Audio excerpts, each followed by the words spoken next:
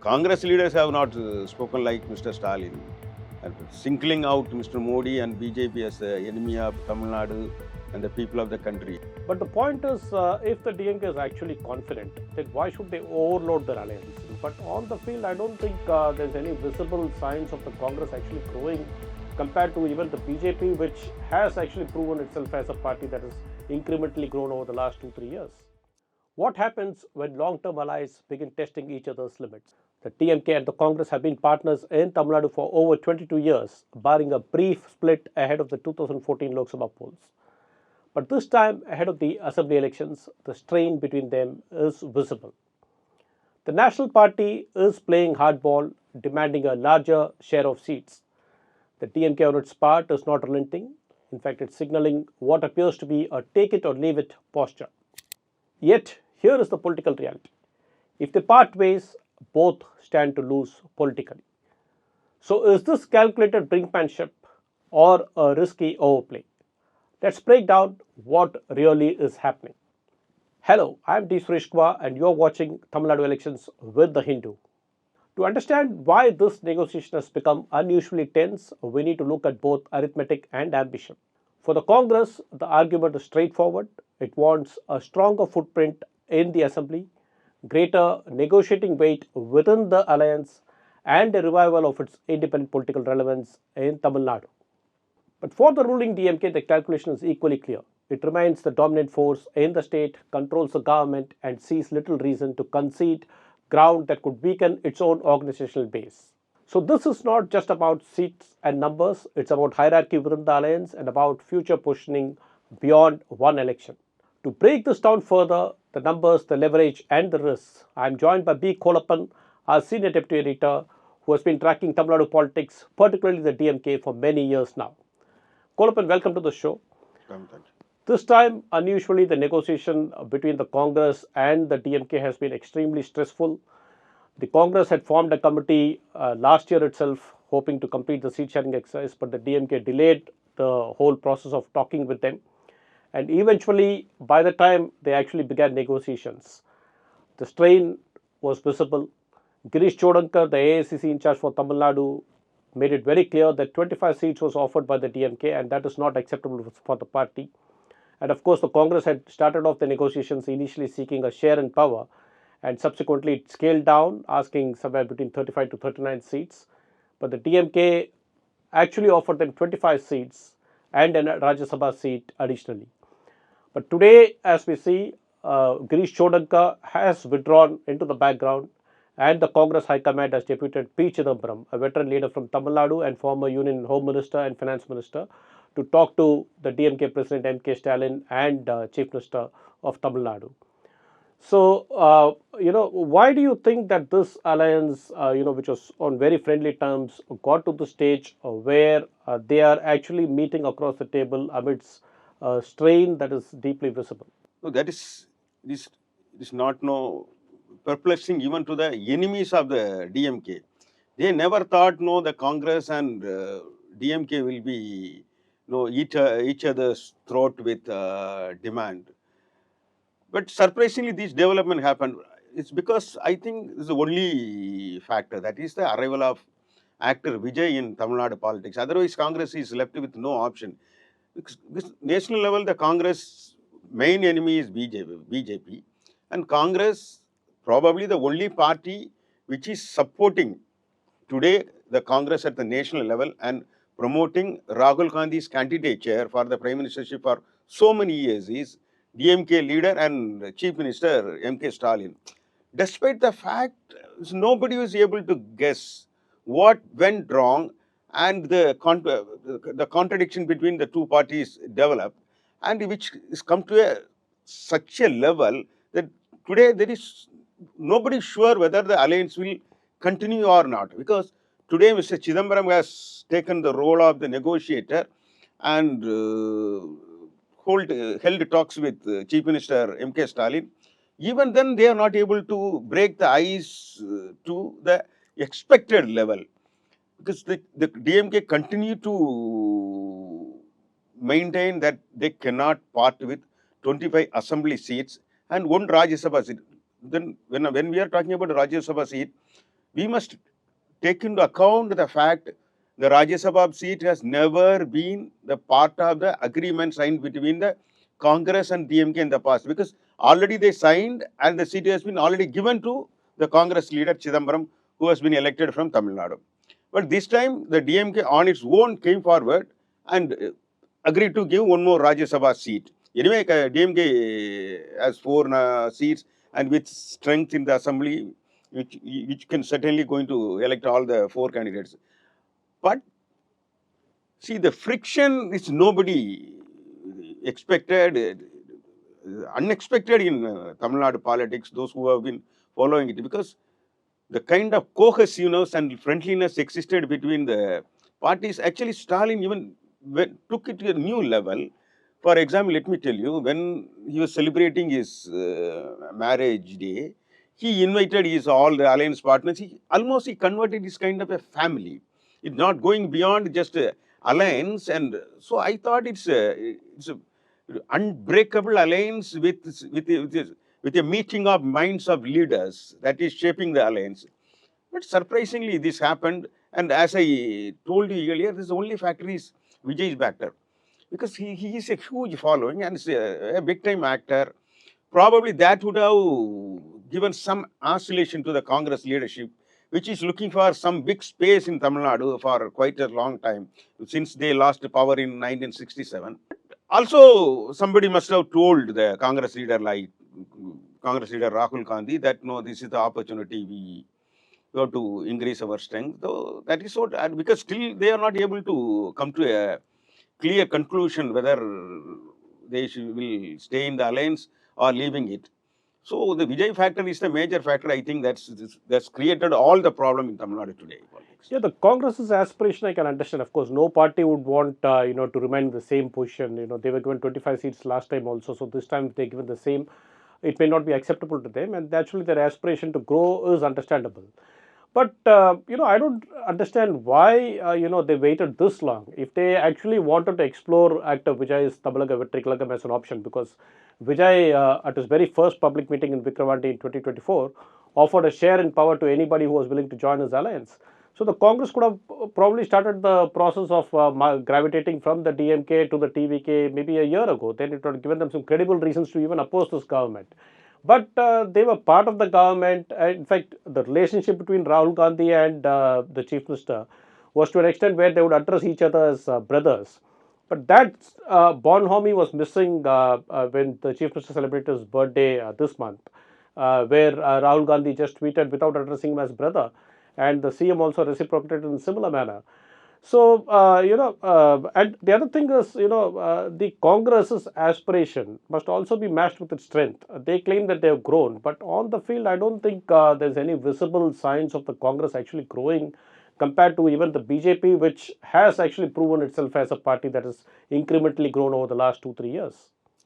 But no, every party has the right to demand more seats and the right to contest in more seats. They must, we may not be right. The Congress would have probably analyzed the strength of TVK perfectly, or they must have got inputs that, this TVK is making an impact in Tamil Nadu politics, and the Congress want to make benefit of some kind of benefit out of that party's popularity.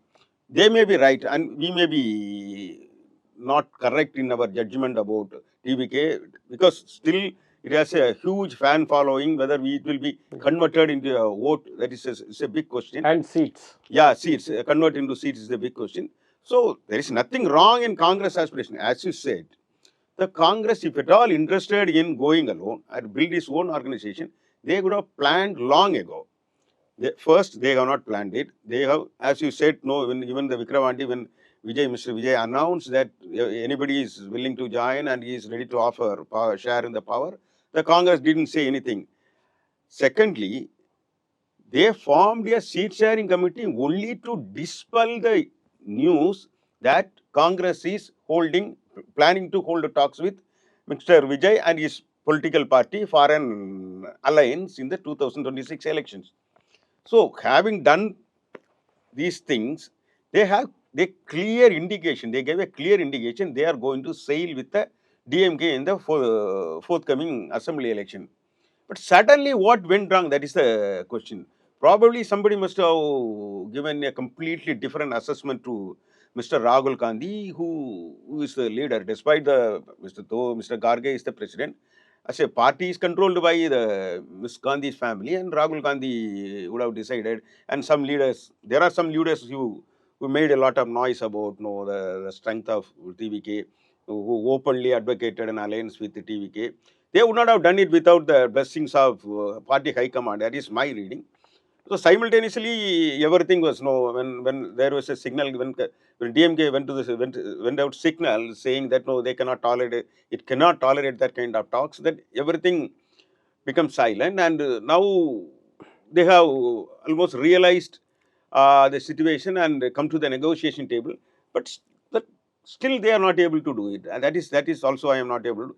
DMK, I think they must have also studied the ground reality very carefully, because in all these years, DMK has never won a two consecutive terms in Tamil Nadu politics. First time it is different because Mr. Karunanidhi, late Chief Minister Karunanidhi, inherited the government from his political mentor Annadurai after his death. Then he continued the election. Next election he won. But after that, the DMK was not able to win not a single seat in the subsequent election. Once it was in power, it was I mean, thrown they were out not able to come to power subsequently. But DMK this time the mood is very upbeat, I think, because their outreach program is quite successful. They claim they have enrolled more than 2 crore people. Even assuming that there 70% of the people have become the members, it's a big number. It's a party with 1.5 crore, 1.75 crore members. It's a big number for a party. And the welfare message of the DMK government, that it is almost every section of the society it reached. And suddenly the Chief Minister one fine morning came out with the announcement that no, in advance he is paying the Magalir Urimai Thittam scheme, even 5,000 rupees credited to all the beneficiaries. So that probably also would have emboldened the DMK to take a firm position over seat sharing with Congress. They must have, as you said earlier, no, take it, leave it. They must have come to that conclusion. Now the question is, the cohesion, no, it's Congress is like an catalyst. It may add to the victory, but if it is leaving, we are not sure whether it will affect the victory. But DMK seems to be very confident that they will still win the seat and win the adequate seat to form the government. You say that the DMK is confident on account of the welfare measures. In fact, now Mr. Stalin has come up with another pre-poll swap. He has credited 2,000 rupees for the old age pensioners, in advance today. So that he has done that. But the point is, if the DMK is actually confident, then why should they overload their alliance? Because if you notice in recent times, they have negotiated and brought in Premalata Vijayakant's DMDK, offering it a Rajya Sabha, which is certainly disproportionate to the DMDK's diminished strength that we see now. And also the DMK is bringing in every letterhead party in its alliance on board. If you notice, one-man parties are being brought in. And O. Pannirselvam, the former chief minister, who has literally no base of his own, the DMK has now, inducted him in its own party. So is probably the DMK would have sensed that no, Congress will be leaving. In the case of leaving, to compensate his absence in the alliance, they want to bring in, because you must have heard, no, suddenly he announced one day that the DMDK is joining, and he brought in Mr. Pannirselvam into the alliance or into the DMK. So probably they would have prepared for any eventuality in the Congress, because the problem already started. You remember long ago started. Yes. The question of the Congress sharing power long ago started. Probably they must have got a signal that no, in case if the Congress is not there, we must compensate the Congress absence with some other political parties.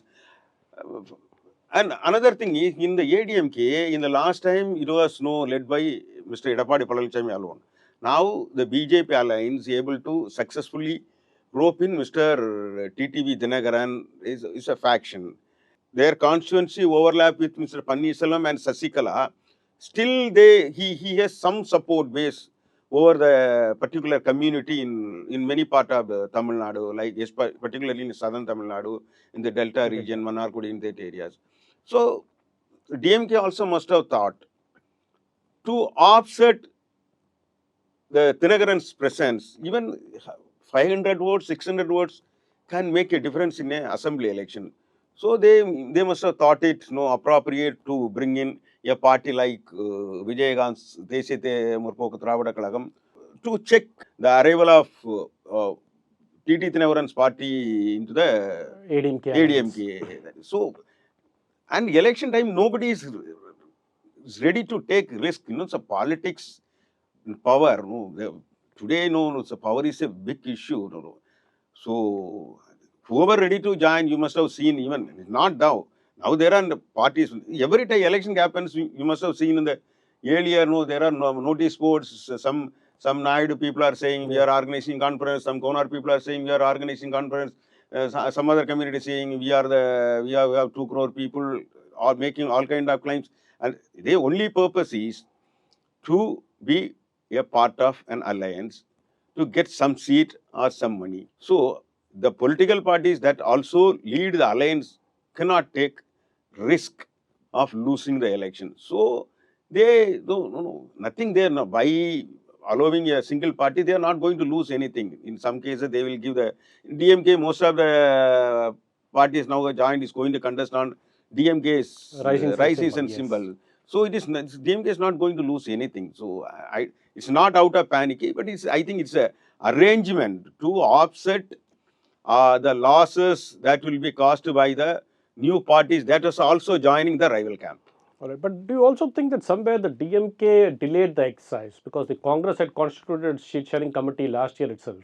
The DMK, of course, cited reasons like their ongoing SIR exercise, its partymen being busy with it, and all those things. So, did the DMK delay it out of really because they were engaged in these activities, or were they also looking at pushing the Congress to an extreme where they'll be forced, there'll be little time left between the announcement of the election and the seat sharing negotiation? I don't think so. I don't think so, because nobody wanted the Congress to announce the committee, because they are on their own. They are forced to announce, because there were talks that they are holding silently, secretly holding talks with actor Vijay's Tamilaka Vetri Kalagam. So at the time, to dispel all these rumors, they are launched a party. One mistake, probably, if you call it a mistake or a delay on part of the DMK, they would also constituted a committee that would have given confidence to the Congress. Even if they have not started seat sharing talks, it would have given confidence to the Congress.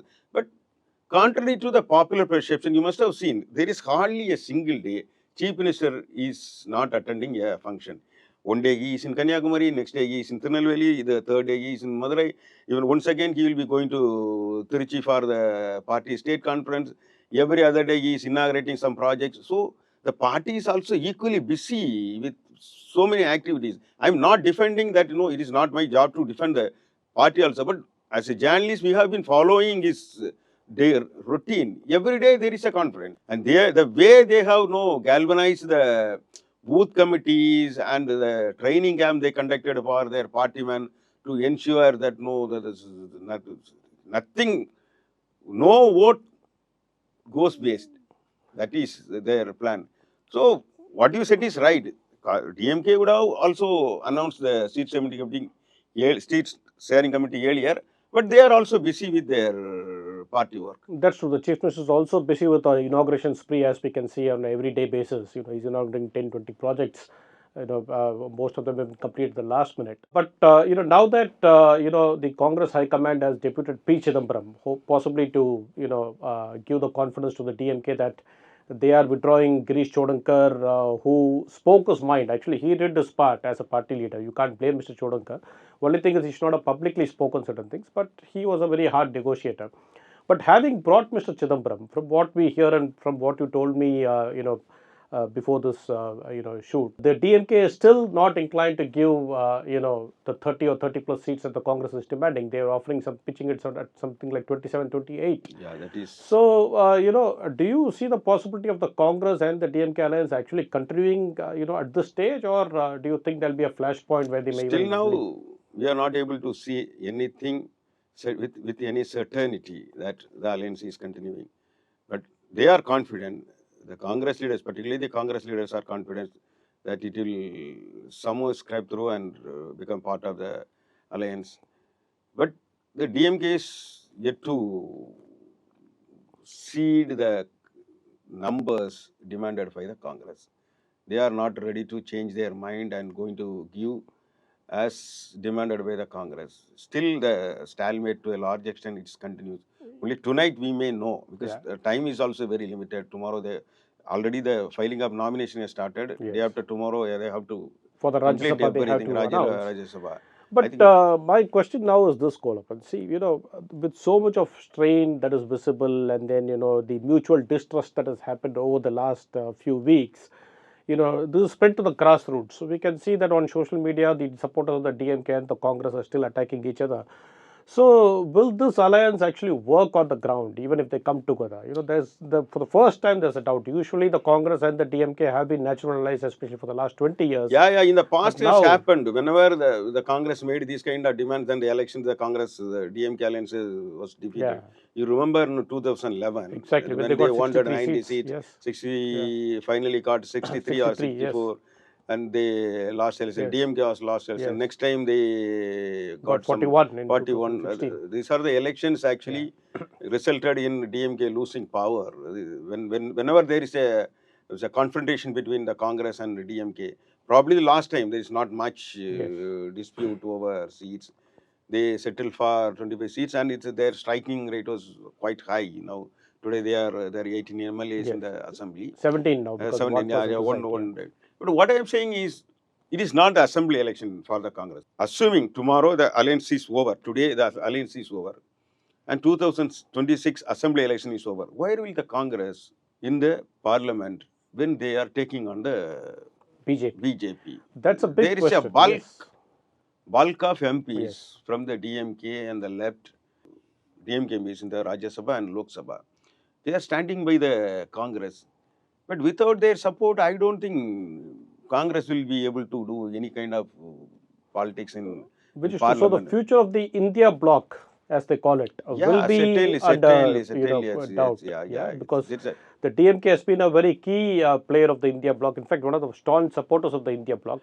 Surprisingly, I have never come across a leader who spoke vehemently against the BJP. Even Congress leaders have not spoken like Mr. Stalin, singling out Mr. Modi and BJP as the enemy of Tamil Nadu and the people of the country. Even the Congress leaders are not able to do it. He is without any fear, challenging day after day. He is challenging the Modi and the BJP.